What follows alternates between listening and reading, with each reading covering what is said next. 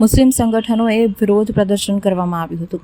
જમ્મુ કાશ્મીરના પહેલગામમાં થયેલા આતંકી હુમલા અંગે ઠેર ઠેર રોષની લાગણી વ્યાપી છે, ત્યારે વડોદરા શહેરમાં જમિયતે ઉલમાએ હિન્દ સહિત મુસ્લિમ સંગઠનોએ વિરોધ પ્રદર્શન કર્યું હતું। મુસ્લિમ સંગઠનોએ આતંકવાદીઓને સીધી ફાંસી આપવાની માંગ કરતા પોસ્ટરો સાથે દેખાવો કર્યો હતો।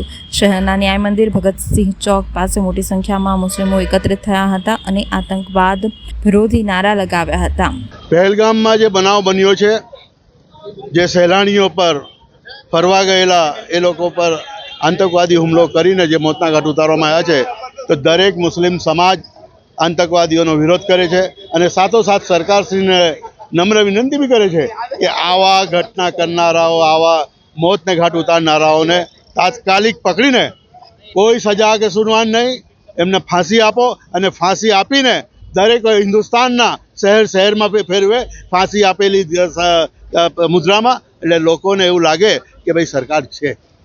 અને અમે એમ કહીએ છીએ કે આતંકવાદીની કોઈ જાત હોતી નથી। આતંકવાદી એક દેશી અને રાક્ષસ જેને કહેવાય, રાક્ષસ બહુ બધામાં આવે અને જે મોટામાં મોટા રાક્ષસ હોય એવા રાક્ષસો આ આતંકવાદીઓ છે અને એમને તાત્કાલિક ઘેર કરવા સરકારશ્રીને અમે અપીલ કરવા અહીંયા જમા